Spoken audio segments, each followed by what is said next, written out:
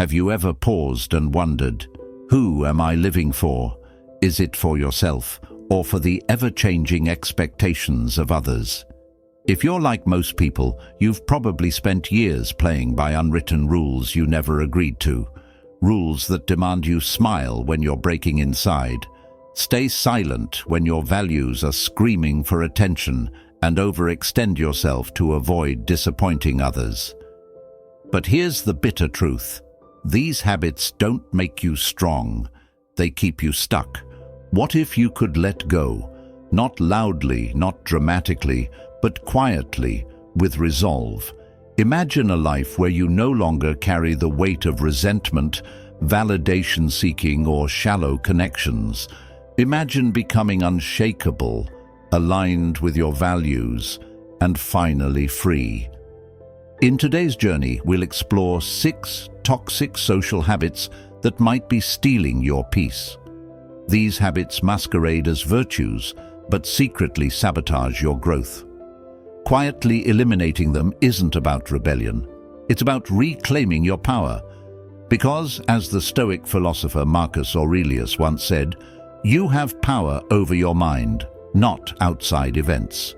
Realize this, and you will find strength. Habit 1. People-pleasing. Let's address a habit that many mistake for a noble virtue: people-pleasing. On the surface, it looks like kindness, saying yes to every request, bending over backward to keep others happy, and always putting others first. But let's be honest. How often does people-pleasing leave you feeling drained, resentful, and invisible? Here's the hard truth. People-pleasing isn't kindness. It's self-neglect in disguise. When you prioritize everyone else's comfort at the expense of your own, you send the message that your time, energy, and well-being are worth less than theirs. Over time, this habit doesn't earn you respect, it diminishes it. Think of it this way: every time you say yes when you mean no, you're taking a brick from the foundation of your self-respect and handing it to someone else. Soon, the walls of your inner peace begin to crumble. The Stoics teach us to act in alignment with our values, not out of fear or a desire for approval. Epictetus reminds us, if you seek to please others, you will become their slave. And isn't that what people-pleasing really is? It's a silent form of servitude, driven by the fear of rejection or disapproval. Breaking free from this habit starts with one word: no. Not a defensive or guilt-ridden no, but a calm, self-assured one. You don't owe anyone elaborate explanations or justifications. A simple, "I can't commit to that right now," is enough. Will some people be upset? Of course. But the people who matter, the ones who value you for who you are, not what you can do for them, will respect your boundaries. And those who don't, they were never truly in your corner to begin with. People-pleasing isn't kindness. It's a cage. The moment you stop trying to please everyone, you'll find the one person you've been neglecting all along: yourself. Habit 2. Holding grudges. Holding a grudge feels powerful in the moment, a way to maintain control, to punish someone for the pain they caused. But let me ask you, who is really suffering when you hold on to resentment?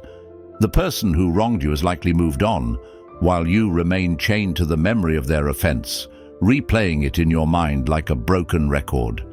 The Stoics had a name for this kind of self-inflicted misery: pathe, or destructive emotions. Seneca reminds us, anger, if not restrained, is frequently more hurtful to us than the injury that provokes it. In other words, your grudge doesn't shield you from harm, it deepens the wound. Think about it this way: a grudge is like carrying around a heavy bag of stones. Each one represents a slight, a betrayal, or a moment of disrespect. Over time, the bag becomes so heavy that it weighs down every part of your life. You can't move forward freely because your hands are too busy clutching the past. But forgiveness? That's dropping the bag. It's not about excusing the behavior or reconciling with someone who doesn't deserve your trust. Forgiveness is about reclaiming your energy and saying, I refuse to let this define me. It's not for them, it's for you. I once held a grudge against a close friend who betrayed my trust. For years, I let that betrayal shape how I viewed relationships, shutting myself off from others to avoid being hurt again. But one day, I realized that my bitterness wasn't protecting me. It was imprisoning me. So I let it go.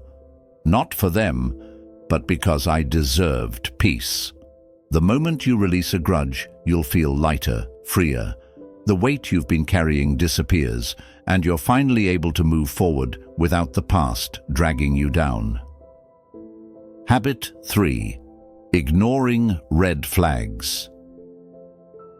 Ignoring red flags in relationships, whether romantic, platonic, or professional, is a silent form of self-betrayal.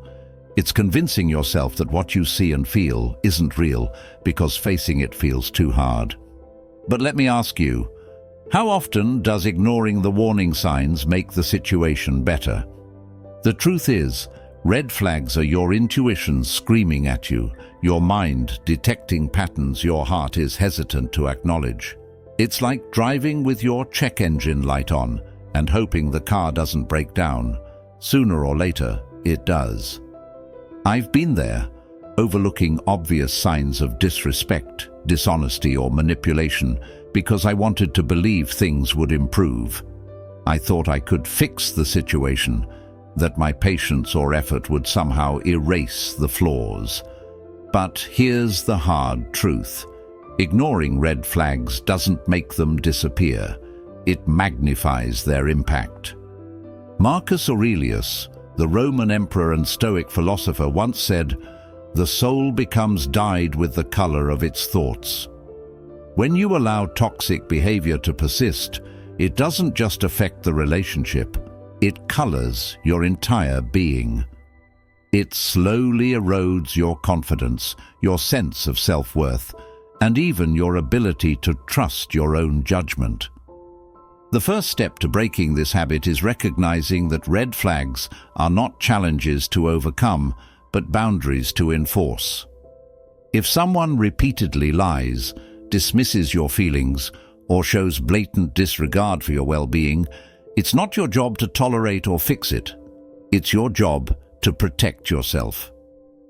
When I finally walked away from a toxic friendship riddled with red flags, I didn't just regain my peace, I reclaimed my self-respect. I realized that choosing myself over a dysfunctional relationship wasn't selfish. It was necessary. Remember, self-respect starts with listening to your gut and acting on what you know to be true. Red flags are there to guide you, not to be ignored. Habit 4. Staying silent on important issues. Staying silent in the face of injustice or wrongdoing is often mistaken for keeping the peace, but in reality, silence is not neutrality, it's complicity. When you stay quiet about something that deeply matters to you, you're not avoiding conflict, you're allowing it to persist, and the cost of this is heavier than you think. It erodes your integrity and damages your relationship with yourself. I used to tell myself, it's not my place to speak up, or it won't change anything. But deep down, every time I swallowed my words, I felt a sting of regret. A moment of silence meant sacrificing my values for comfort, trading authenticity for avoidance. There was a time in my career when I witnessed a colleague being unfairly criticized and overlooked for their hard work. I knew it wasn't right, but I stayed silent, fearing it would jeopardize my own standing. That decision haunted me because my inaction allowed the mistreatment to continue. It was only when I decided to speak up, not with anger, but with courage and clarity, that I felt the weight lift. And though the risk was there, what I gained in self-respect far outweighed any fear. Stoic philosophy reminds us that the opinions of others matter far less than living in alignment with our principles. As Epictetus put it, "Don't explain your philosophy. Embody it." Speaking up when it's hard is one of the purest forms of embodying your values. This isn't about confrontation or being combative. It's about using your voice wisely and with purpose. Whether it's addressing a pattern of disrespect in a relationship, pointing out unethical behavior at work, or standing up for your beliefs, your voice has power. The key is to speak up, not from a place of anger or ego, but from a place of truth and clarity. When you approach issues with calm strength, your words carry more weight and pave the way for constructive change. Silence is not always golden. It can sometimes be a cage. So when something feels wrong and your heart tells you to speak, listen to it. Your words can be the ripple that begins a wave of change. Habit 5. Seeking constant entertainment. In a world flooded with endless distractions, social media, streaming platforms, video games, it's no surprise that seeking constant entertainment has become a way of life for many. But here's the harsh truth. This habit isn't harmless. It's a subtle yet powerful form of escapism that keeps you numb, disengaged, and disconnected from what truly matters. I used to think filling every free moment with entertainment was just a way to relax. But over time, I realized it wasn't relaxation, it was avoidance. I wasn't resting, I was running. Running from boredom, from introspection, and from the discomfort of being alone with my thoughts. Hours of scrolling, binging, and gaming left me feeling empty instead of fulfilled, like I had just wasted my energy on something that gave nothing in return. Here's the thing about constant entertainment. It creates a shallow existence.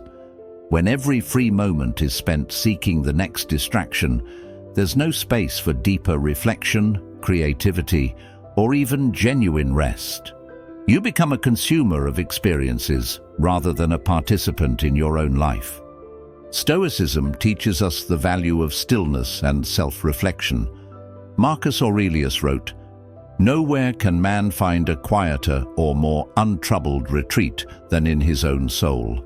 Yet most of us rarely take the time to explore that retreat because we're too busy chasing the next hit of dopamine. Here's a thought experiment. Think about the last time you sat in complete silence without reaching for your phone or turning on the TV. For many, that's an uncomfortable idea because silence forces you to confront yourself. Your thoughts, your emotions, and your truths. But this confrontation is where growth begins. When I finally decided to break free from this habit, I started small. I replaced an hour of scrolling with journaling. I turned off notifications during meals to be fully present. At first, it was uncomfortable, but slowly, I started to notice a shift. My mind felt clearer, my days felt richer, and I became more engaged with the world around me.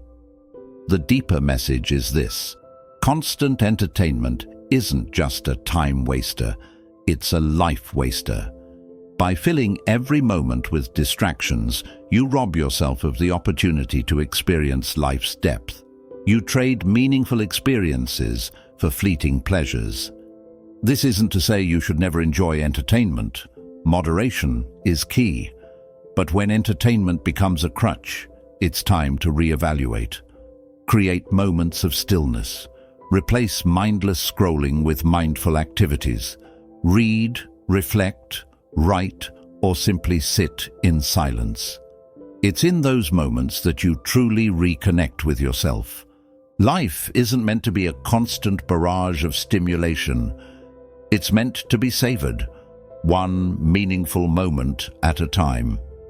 Choose depth over distraction, and you'll find a richness in life that no screen can ever replicate.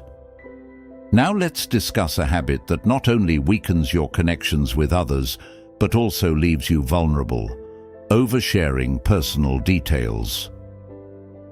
Habit 6. Oversharing personal details. In the age of social media, oversharing has become second nature. We've been conditioned to believe that sharing every aspect of our lives, our struggles, our triumphs, even our deepest wounds, makes us authentic, relatable, or closer to others. But here's the uncomfortable truth. Oversharing isn't about authenticity. It's often a cry for validation, a subtle way of seeking approval, and it can leave you more vulnerable than you realize. I used to believe that being an open book was a strength. If I was honest about my struggles or openly shared my emotions, people would see me as genuine, right? But over time, I began to notice the fallout. Some people used my openness against me, gossiping behind my back or diminishing my experiences. Others offered shallow sympathy, their responses leaving me feeling even more isolated. Here's the deeper problem with oversharing. It's not just about the audience, it's about you. When you habitually share personal details with others, especially with people who haven't earned your trust, you're outsourcing your emotional processing.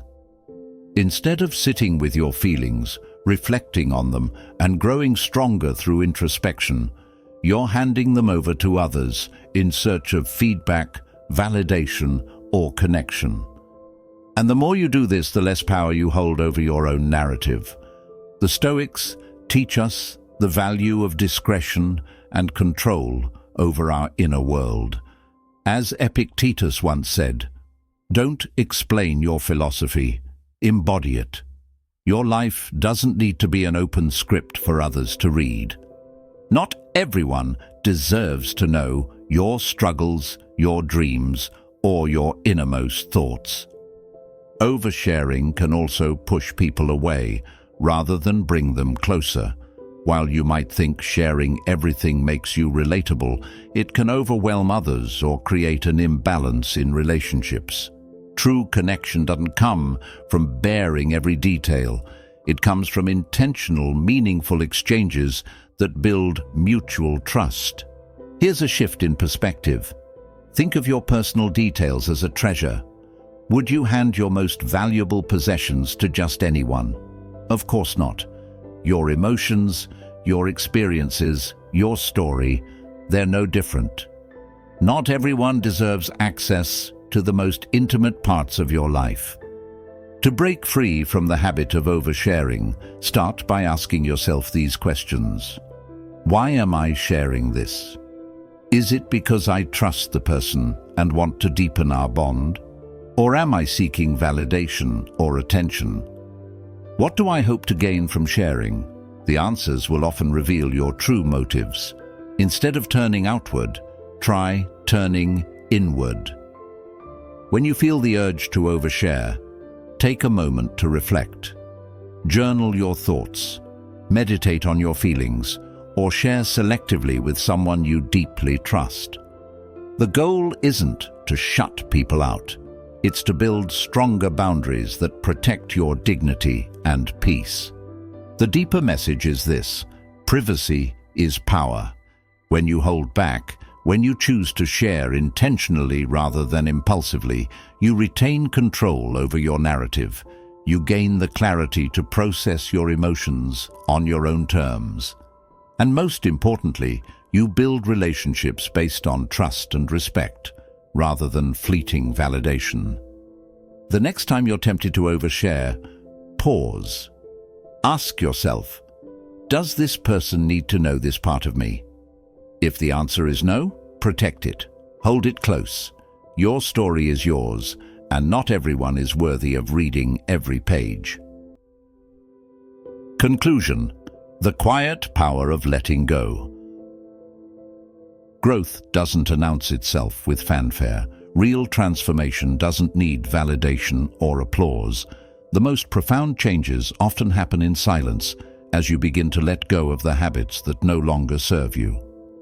Eliminating these toxic social habits, people-pleasing, grudges, ignoring red flags, staying silent on important issues, seeking constant entertainment, and oversharing, doesn't require grand declarations.